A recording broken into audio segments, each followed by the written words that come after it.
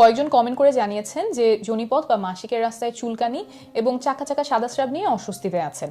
পাশাপাশি কারো কারো প্রস্রাবের সময়, সহবাসের সময় একটু জ্বালাপোড়া করছে, ব্যথা করছে। এর কারণ আর সমাধান জানতে চেয়েছেন।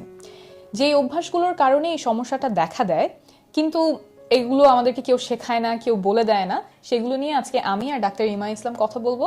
আর এই সমস্যাটা যদি দেখা দিয়েই দেয় তখন বাসায় বসে কি করবেন আর চিকিৎসা কি সেটাও শেষে বলে দিব। তো এই যে যোনিপথে বা মাসিকের রাস্তায় চুলকানি, চাকা চাকা সাদা স্রাব, এটা সাধারণত হয় ফাঙ্গাল ইনফেকশনের কারণে। অনেকের ক্ষেত্রে এটা দেখা দেয় কারণ যোনিপথটা ভেজা থাকে।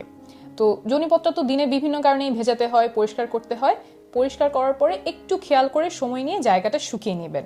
আর পরিষ্কার করার ক্ষেত্রে অবশ্যই মাথায় রাখবেন যে মাসিকের রাস্তার ভেতরটা কিন্তু আপনার পরিষ্কার করতে হবে না, এটা নিজে থেকেই নিজেকে পরিষ্কার রাখে, শুধুমাত্র বাইরের জায়গাটা পরিষ্কার করবেন। পরিষ্কার নিয়ে ডক্টর ইমা ইসলাম আপনি একটু আগে বলছিলেন যে যে জিনিসগুলো দিয়ে অনেকে পরিষ্কার করে যেটা আমাদের এই ফাঙ্গাল ইনফেকশনের সম্ভাবনা বাড়ায়। হ্যাঁ, ওই যেটা বলছিলাম সেটা হলো যে অনেকে দেখা যায় যে সাবান, শাওয়ার জেল এগুলো ইউজ করছেন। কেউ কেউ আবার এখন নতুন করে কিছু স্পেশাল মানে বিশেষভাবে বানানো ভ্যাজাইনাল ওয়াশ পাওয়া যায়, সেগুলো ব্যবহার করেন। আবার কেউ কেউ পারফিউমও ব্যবহার করেন। এগুলো সবগুলোই কিন্তু যোনিপথের যে পরিবেশটার কথা ডক্টর তাসনিম যারা বলছিলেন, সেই পরিবেশে একটু সমস্যা তৈরি করতে পারে।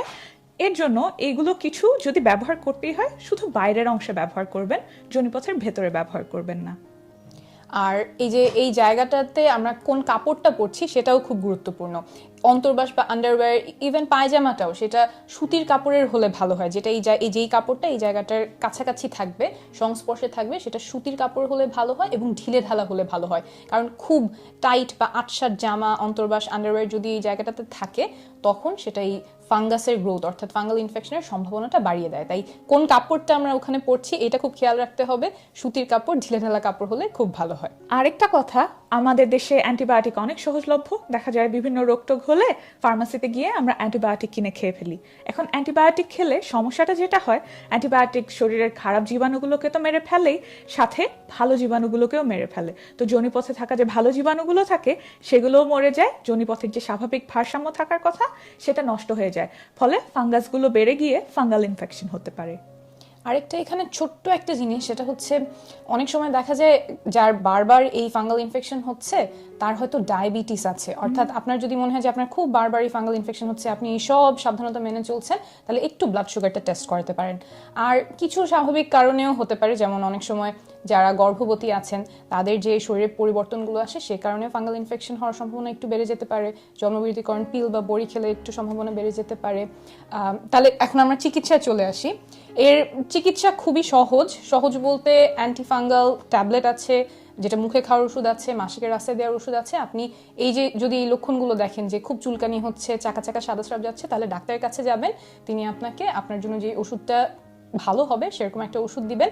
একটু এখানে যে খেয়াল রাখবেন সেটা হচ্ছে আপনি যদি গর্ভবতী হন তাহলে আপনার জন্য মুখে খাওয়ার অ্যান্টিফাঙ্গাল ওষুধ হবে না, মাসিকের রাস্তায় দেওয়ার ওষুধটা হবে। আর যদি আপনি গর্ভবতী হওয়ার চেষ্টা করছেন, এমন অবস্থাতেও থাকেন বা গর্ভবতী হতে পারেন আগামী কয়েক সপ্তাহে, সেই ক্ষেত্রেও এই সাবধানতাটা মেনে চলতে পারেন।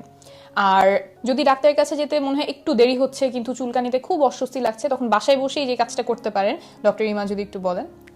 বাসায় বসে যেই কাজটা করে অনেকেই আরাম পান সেটা একটা সহজ টিপস। সেটা হলো একটা বড় বোল বা গামলার মধ্যে একটু কুসুম গরম পানি আর লবণ সেটা মিশিয়ে অনেকে সেখানে বসে থাকেন। বসে থাকলে এখানে যে চুলকানি বা সিমটমগুলো আছে সেখানে আরাম পাওয়া যেতে পারে। আর আরেকটা জিনিস সেটা হলো যে দই অনেকে ব্যবহার করেন এই চুলকানি কমানোর জন্য। এটা নিয়ে একটা গবেষণা আছে, তেহরান ইরানে 2015 সালে প্রকাশিত একটা গবেষণা আছে, যেখানে দেখা গেছে যে অ্যান্টিফাঙ্গাল ক্রিমের সাথে তুলনা করা হয়েছে মধু এবং দইয়ের একটা কম্বিনেশনে তৈরি করা একটা ক্রিম। সেখানে দেখা গেছে কিছু লক্ষণ কমাতে দই এবং মধুর যে ক্রিমটা সেটা ভালো কাজ করেছে, কিন্তু যেই ফাঙ্গাসের কারণে ইনফেকশনটা হচ্ছে সেইটা দূর করতে অ্যান্টিফাঙ্গাল ক্রিমটাই বেশি কার্যকরী ছিল। তো আমার যদি ফাঙ্গাল ইনফেকশন হয় তাহলে আমি আসলে দই বা টক দই, মধু এগুলো ব্যবহার করবো না, আমি অ্যান্টিফাঙ্গাল ক্রিমের দিকেই যাব।